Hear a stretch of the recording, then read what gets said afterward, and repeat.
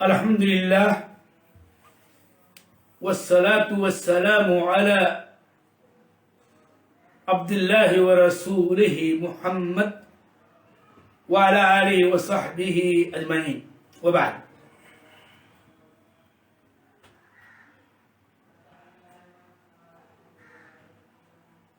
قال النبي صلى الله عليه وسلم في حديث له صحيح: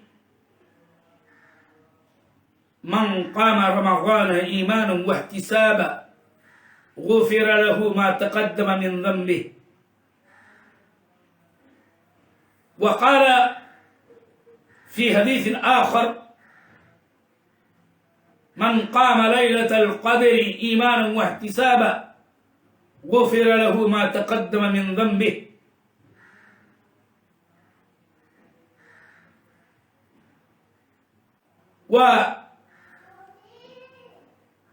عن أبي سلمة بن عبد الرحمن رحمه الله قال: سألت عائشة رضي الله تعالى عنها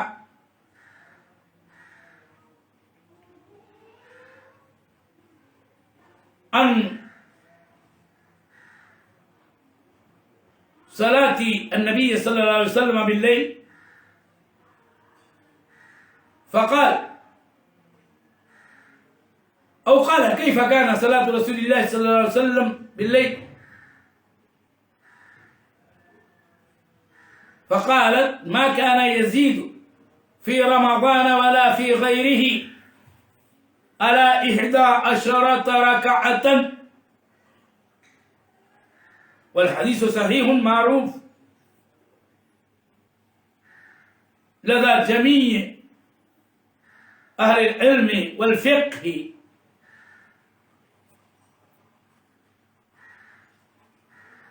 میرے دینی بھائیوں، کل میں نے قیام اللیل، تہجد، صلاۃ اللیل، تراویح، وتر،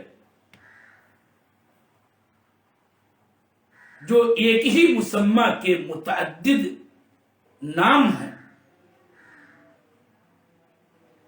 سے متعلق کچھ باتیں میں نے کی. اللہ ہمیں اور آپ کو فائدہ اٹھانے کی توفیق دے. اسی موضوع کے تتمہ کے طور پر آج میں 2 باتیں خصوصیت کے ساتھ ذکر کرنا چاہتا ہوں کہ یہ جو عبادت صلاۃ اللیل، قیام، تہجد، رمضان میں تراویح کہی جانے والی، اور صلاۃ الوتر کی تعداد پر میں گفتگو کرنا چاہتا ہوں مختصر. اور صلاۃ اللیل کی کیفیت اور کمیت، اور اسی طرح سے اس کی ادائیگی کے اصل طریق پر مختصر ہی بات کہنا چاہتا ہوں. اگر باتیں درست ہیں تو یہ اللہ تعالی کی توفیق، اور اگر مجھ سے کوئی چوک ہو رہی ہے تو یہ میری جانب سے اور شیطان کی جانب سے ہے. میں اپنے سامعین میں سے جو اہل علم ہیں ان کی جانب سے تنبیہ کا خواہاں بھی رہوں گا، اور کوئی بھی درست بات تسلیم کرنے میں ذرہ برابر تردد نہیں ہوگا، نہ ہونا چاہیے. جہاں تک بات تعداد رکعات کی ہے تو آپ اور ہم یہ بات جانتے ہیں، اور نہیں جانتے ہیں تو جاننا چاہیے کہ اس سلسلے میں عائشہ رضی اللہ تعالی عنہا والی یہ حدیث اور ان کا یہ بیان، جس کو ابو سلمہ بن عبد الرحمن تابعی کبیر من تابعی المدینہ، جو مشہور 7 فقیہ ان میں سے ایک، انہوں نے بیان کیا کہ میں نے ام المومنین عائشہ رضی اللہ تعالی عنہا سے نبی صلی اللہ علیہ وسلم کی صلاۃ اللیل کے بارے میں پوچھا کہ کیسے آپ کی نماز ہوتی تھی، یعنی کتنا پڑھتے تھے، تو بڑی واضح طور پر بات ام المومنین عائشہ نے بتائی. الفاظ دیکھیے، ما كان يزيد في رمضان ولا في غيره على 11 ركعة. آپ رسول اللہ صلی اللہ علیہ وسلم رمضان میں اور غیر رمضان میں 11 رکعت سے زیادہ نہیں پڑھتے تھے، یعنی 8 رکعت 2 رکعت کر کے پڑھتے تھے، جیسا کہ آپ نے اور جگہوں پر اس کیفیت کو بتایا بھی ہے، اور یہ تعداد بھی دوسری جگہوں پر دوسری روایتوں میں موجود ہی ہے. اور 3 رکعت وتر کی، اور اس طرح سے کل ملا کر کے 11 رکعتیں، یعنی بالکل صحیح تعداد کا بیان ام المومنین عائشہ رضی اللہ تعالی عنہا کی اس روایت میں موجود ہے، جو بہت صاف ہے، صریح ہے، 2 ٹوک ہے، جس کے اندر کسی نوع کے احتمال یا احتمالات کا کوئی چانس نہیں ہے. سیدھی بات، رمضان ہو یا غیر رمضان ہو، آپ تہجد کی نماز 8 رکعت پڑھتے تھے، اور اس کے بعد وتر پڑھتے تھے 3 رکعت. اور یہ تعداد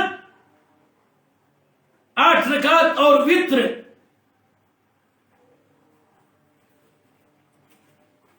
جابر بن عبداللہ رضی اللہ تعالی عنہ کی روایت میں ہے، جو صحیح ابن خزیمہ، ابن حبان، ابو یعلا کی مسند وغیرہ میں ہے. اور آپ جانتے ہیں کہ علامہ البانی نے اس کی تحقیق کی ہے اور اس کی سندوں کو حسن بتایا ہے.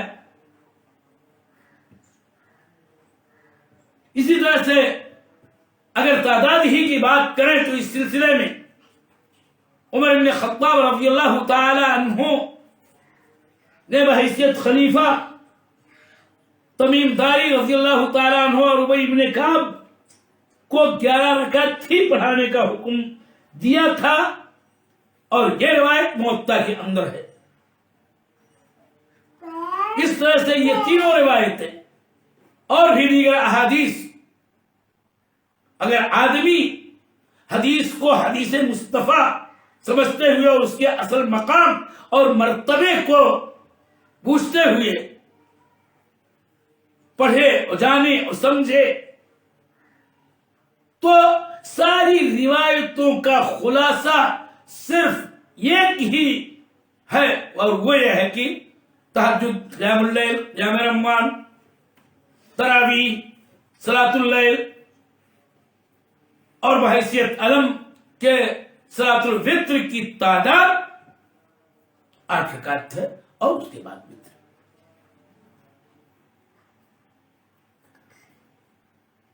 اگر بات بر صغیر کی ہم کریں، اگر بات ہم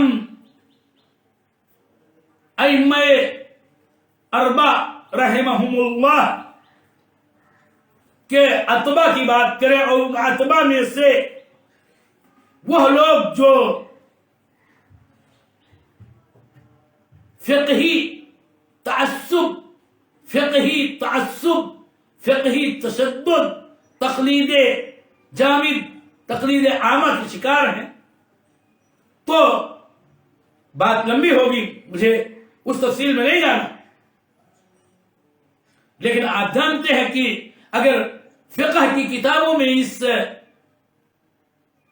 تعداد رکعات تراویح کے تعلق سے باتیں آپ پڑھیں تو سوائے ایک تماشا کے اور کچھ نہیں ہے کہ کئی قول 8 کو چھوڑ کر کے 20 سے لے کر کے 36 41 اور نہ جانے کیا کیا، میں اس میں جانا نہیں چاہتا، کتابوں میں سب کچھ مذکور۔ میرے دینی بھائیوں، 8 کے علاوہ اور مجموعی طور پر کہنے میں 11 یا 13 کے علاوہ کی جو باتیں ہیں، جو اقوال ہیں، ان کے لیے کوئی واضح صحیح صریح دلیل نہیں موجود ہے۔ اور میں نے کہا بار بار کہ میں اس تفصیل میں نہیں جانا چاہتا ہوں، البتہ ایک بات کہے بغیر نہیں رہ سکتا کہ ہمارے ہندوستانی علماء اہل حدیث نے اس موضوع پر اتنا کچھ لکھا ہے، اتنا کچھ لکھا ہے، اتنا کچھ لکھا اور اتنا عمدہ لکھا ہے، اتنا محقق لکھا ہے کہ اس کا کوئی جواب نہیں ہے۔ ایک طرف تو علماء احناف نے بھی یہ چوٹی کا زور لگایا ہے 20 کو ثابت کرنے میں، اور انہوں نے بھی اپنی پوری طاقت اور پوری توانائی صرف کر دی ہے اور کتابوں کا انبار لگا دیا ہے، اور خوب کوشش الحمدللہ سنت کے خلاف ثابت 8 رکعت کے بجائے 20 ثابت کرنے کے لیے خوب محنتیں کی ہیں۔ اللہ ان کی نیتوں کے اعتبار سے انہیں بدلہ دے۔ لیکن اسی کے جواب میں ہمارے علماء اہل حدیث نے خوب لکھا اور بہت ہی محقق لکھا، مدلل لکھا، اور وہ دادی تحقیق دی ہے کہ یہ پڑھنے والا پڑھے تو اش کر اٹھ سکتا ہے۔ آپ خالی علامہ نذیر احمد عملوی رحمانی رحمہ اللہ کی کتاب آپ پڑھ لیں، مولانا عبداللہ شاہی رحمہ اللہ کی الاثار المطبوعہ پڑھ لیں، اور کتابوں کے نام بہت تیرے ہیں جن کی طرف ہم رجوع کر سکتے ہیں، تو آپ دیکھیں گے کہ کس طرح سے اس مسئلے میں انہوں نے داد تحقیق دی ہے اور کس طرح سے اس مسئلے کو یہ ثابت کیا ہے۔ اور خلاصۃ المقال یہی ہے میرے بھائیوں کہ تہجد کی نماز، تراویح کی نماز کی تعداد صرف 8 رکعت ہے وتر کے علاوہ، اور وتر کا مسئلہ ایسا ہے کہ 1 اور 3 پاک الی آخری جو صحیح طور پر ثابت ہے، صحیح مرویات کی روشنی میں، صحیح حدیث کی روشنی میں، اس پر کوئی عمل کرے الحمدللہ۔ لیکن یہ ہے ذہن و دماغ کا فطور رہا ہے اہل تقلید کی طرف سے کہ انہوں نے صحیح ٹھیٹ سنت والی بات ثابت جو ہے اس کے علاوہ کو ثابت کرنے میں زور لگایا۔ یہ عبادت نہیں، یہ تو کاروبار ہوا۔ ورنہ کتنی حتمیت و قطعیت کے ساتھ بیان فقیہ امت، محدثہ، عالمہ، مفتیہ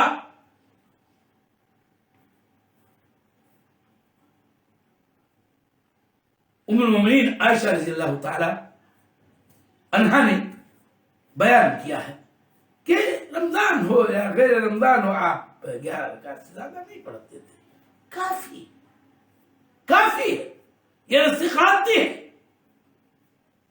رہی بات 13 والی، اس میں کوئی شبہ نہیں کہ اگر عشاء کے بعد کی دونوں سنتیں مان لی جائیں تو 13 ہو جاتی ہیں،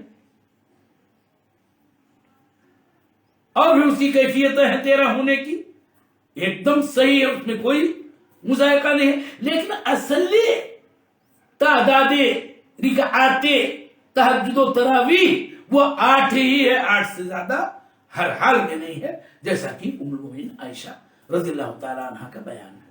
بہرحال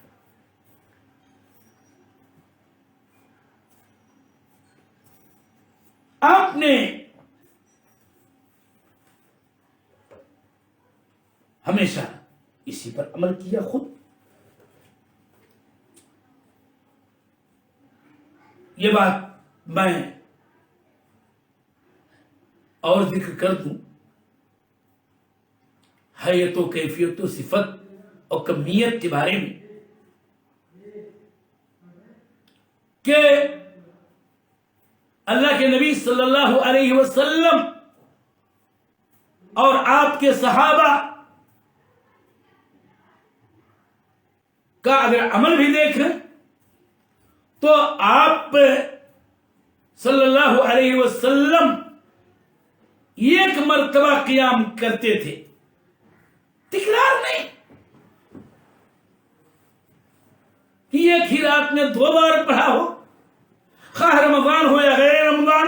اور یہ بات تو خود ام المؤمنین عائشہ کے بیان میں ہے کہ رمضان میں بھی 11 سے زیادہ نہیں کرتے تھے اور نہ ہی غیر رمضان میں. یہ بات اس روایت سے صاف جھلکتی ہے کہ ایک مرتبہ ادا کرنا ہے. لیکن ایک چیز نہ جانے کب اس کا وجود ہوا، کب سے اس پر عمل کرنے والوں نے عمل کرنا شروع کیا کہ مثلا رمضان المبارک کے مہینے میں قیام کے نام پر ابتدائے شب میں تراویح کے طور پر کہیے، قیام رمضان کے طور پر کہیے، وہ پڑھنے والے جانے. ایک مرتبہ پڑھتے ہیں، جتنا بھی پڑھتے ہیں اس پر بحث ہو ہی چکی، اور پھر اس کے بعد آخری عشرے میں رات کے لگ بھگ آخری حصے میں پھر قیام لیلۃ القدر یا قیام کے نام پر ایک مرتبہ پھر دہراتے ہیں. کیا ایسا کسی روایت سے، کسی صحیح حدیث سے، کسی بھی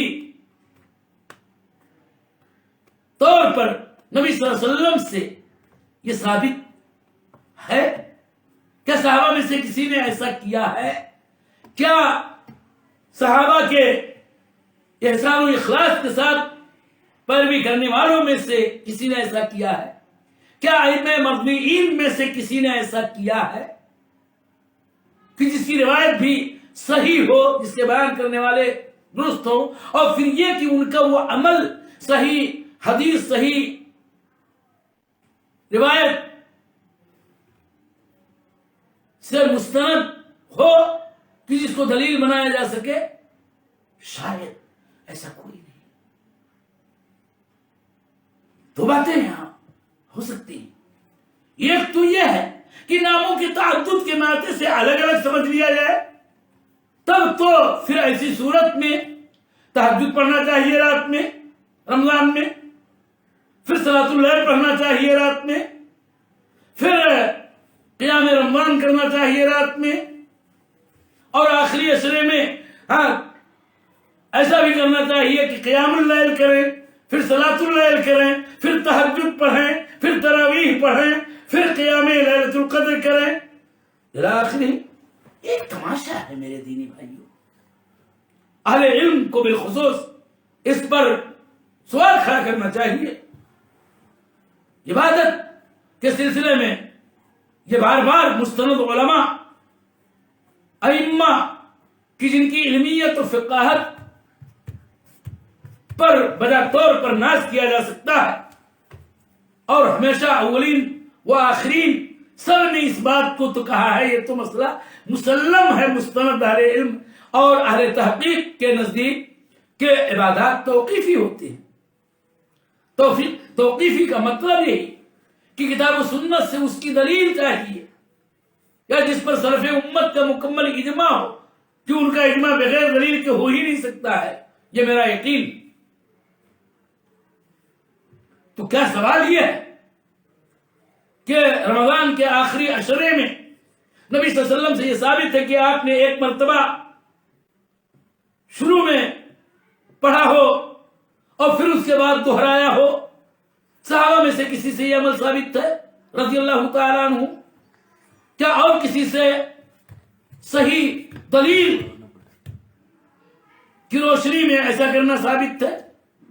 اولین قرون مشہود رہا بالخیر والوں میں سے کسی نے ایسا کیا ہے؟ شاید کوئی ایسی بات پیش کر سکے۔ اور پھر یہ بات کہ جب عبادات توقیفی ہیں تو پھر واضح اور صریح صحیح دلیل چاہیے، ورنہ پڑھنے میں کیا حرج ہے؟ تو آپ یہ جانیے اور جاننا چاہیے ہمیں اور آپ کو کہ تمام بدعات جو اس وقت اہل اسلام کے اندر پائی جاتی ہیں اور جس درجے کی بھی پائی جاتی ہیں، ان کا ایجاد کرنے والوں نے حسن نیت ہی کے ساتھ ان کو ایجاد کیا ہے۔ انما احدثت البدع كلها بحسن النیہ، ساری بدعتیں تو حسن نیت ہی سے وجود میں آئی ہیں۔ لہذا یہ کہنا کہ نماز پڑھنے میں اور دوبارہ قیام کرنے میں کیا حرج ہے؟ اور پھر بات تو ہی کہ اگر آپ یہ کہنا چاہتے ہیں کہ اللہ کے نبی صلی اللہ علیہ وسلم نے فرمایا کہ من قام رمضان ایمانا واحتسابا، یا نبی صلی اللہ علیہ وسلم نے فرمایا کہ من قام لیلۃ القدر ایمانا واحتسابا، تو پھر اس ناموں کے تعدد سے کیا اس کے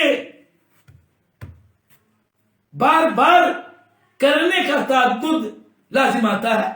تو یہ تو تماشا بن جائے گا۔ صلاۃ اللیل کا بھی نام حدیث میں وارد ہے، قیام اللیل کا نام قرآن سے ماخوذ کیا جا سکتا ہے، اور حدیث کے اندر تو صریح طور پر ہے ہی۔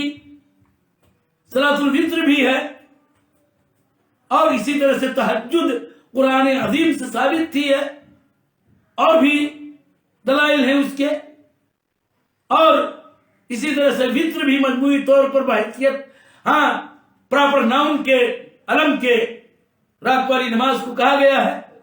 پھر قیام رمضان، پھر قیام لیلۃ القدر۔ تو یہ اگر ناموں کا تعدد اس نماز کے فعل اور وقت کے تعدد پر دلالت کرتا ہے، تب تو 4-4-5 مرتبہ پڑھنا چاہیے صالحین کو، نیکوکاروں کا یہی کام ہے۔ تو یہ تماشے ہیں۔ اصل میں مسئلہ یہ ہمیں اور آپ کو سمجھنا چاہیے، اللہ ہم جیسے گنہگاروں کو توفیق دے کہ عبادات صحیح کریں، کم کریں، لیکن صحیح ثابت بمطابق سنت ہی عبادت کریں۔ اور عبادت میں جب بھی تصنع آیا، بناوٹ آئی، تو وہ عبادت نہیں، وہ تو یہ کاروبار ہے۔ عبادت وہی ہے کہ جو نبی صلی اللہ علیہ وسلم کی سنت کے مطابق ہو۔ اسی لیے تو آخر نفل الثلاثہ پر آپ نے نکیر فرمایا، اور آخر بات وہی کہ فمن رغب عن سنتی فلیس منی۔ تو یہ تماشے کب شروع ہوئے، کیوں شروع ہوئے، اس کو بھی سمجھنے کی ضرورت ہے۔ اور تصنع و بناوٹ کا نام عبادت نہیں، تکلف کا نام عبادت نہیں، اس بات کو بھی سمجھنا چاہیے۔ راسخین فی العلم کی یہ ذمہ داری ہے کہ امت کی رہنمائی کریں۔ آخری بات کہتے ہوئے گفتگو ختم کر رہا ہوں۔ آخر دنیا کے اندر موجود سب سے بہترین، افضل ترین دونوں شہر اور دونوں شہروں میں واقع مسجد ہے، مسجد الحرام، مسجد نبوی، متعدد نام میں اس زمانہ سے 20 رکعت تراویح پڑھی جاتی ہے اور اس کے بعد وتر پڑھی جاتی رہی۔ ابھی جو پچھلے سالوں میں معاملہ پیش آیا اور پھر جو اہل کتاب یہود و نصارہ، ملحدین، زنادقہ، شیوعیین وغیرہ کی طرف سے جو ایک کھڑا رچا گیا اور اس کے نتیجے میں جو گل کھلا وہ کھلا، بالآخر چاہے سبب وہ بنا یا جو بھی، اس سال 10 رکعت پڑھائی جا رہی ہے وتر کو چھوڑ کر کے۔ اب بیچارے اہل تقلید بالخصوص بر صغیر کے ہمارے یہ قابل رحم لوگ، ابھی تک تو ان کے لیے یہی سب سے بڑا سہارا تھا کہ حرمین میں 20 رکعت پڑھی جا رہی ہے۔ حرمین نہیں دلیل رسول اللہ صلی اللہ علیہ وسلم پر نازل کتاب اور رسول اللہ صلی اللہ علیہ وسلم جو مبین قرآن، ان کی حدیث، ان کا عمل، ان کا اسوہ، ان کی سیرت، ان کا حدی، یہ ہمارے لیے دلیل اصل ہے۔ آخر اب کیا کہہ رہے ہیں؟ اور اسی لیے اس وقت بر صغیر کے یہ ہے قابل رحم لوگ بلبلا رہے ہیں، بات ہی نہیں سمجھ میں آ رہی ہے، اور ہم الحمدللہ خوش ہیں کہ دیکھیے کہ حالات ہی ایسے پیدا ہوئے کہ اصل اور ٹھیک سنت کی طرف اور اس طرح سے 13 پر عمل کی طرف حرمین، اس کے ائمہ، اس کے علماء، اس کے فقہاء، اللہ انہیں رضائے خیر دے، آئے۔ کاش اس کو حالات کے زیر اثر نہیں بلکہ ثبوت و دلیل کے زیر اثر اختیار کیا جاتا، اور الحمدللہ اختیار کیا گیا، وہی وہاں یہاں کی طرف سے کوئی جبر نہیں۔ اور خالی حرمین کے علاوہ پہلے ہی سے تمام مساجد کے اندر 8 رکعت اور وتر کے اس کے بعد پڑھی جاتی رہی ہے۔ تو یہ چیز ہے۔ تو بہرحال ہمارے ایریے میں بھی بعض جو ابلہ قسم کے لوگ ہیں، وہ یہ کہ تراویح پڑھنے کے بعد پھر 1 بجے 2 بجے رات میں قیام کریں گے، دیکھا دیکھی۔ کیوں کرو گے؟ دلیل ڈھونڈو۔ اللہ تعالی ہم سب کو صحیح سنت کا عامل بنا۔ اللہ تعالیٰ تو توفیق دے صحیح ثابت عبادت کرنے کی، اور معاملہ یہی ہے کہ مداومت کرنے کی توفیق دے کسی بھی عمل پر جو صحیح ثابت ہو، مقدار تھوڑی ہو، قلیل ہو، لیکن عمل تو صحیح مدلل کتاب و سنت کی دلیلوں سے مزین اور آراستہ ہونا چاہیے۔ اللہ اس پر عمل کرنے کی توفیق دے۔ میں پھر آخر میں معذرت یہ کر رہا ہوں کہ اللہ تعالی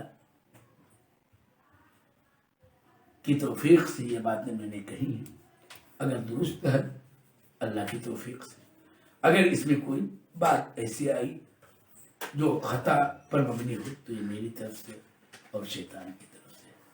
کوئی بھی عالم بھائی اگر مجھے میری خطا اور چوک پر متنبہ کرے گا، میں اس کا شکر گزار ہوں گا اور اس کے لیے دعائیں بھی کروں گا، اور صحیح بات کو تسلیم کرنے میں کوئی باک نہیں ہوگا۔ وسلم۔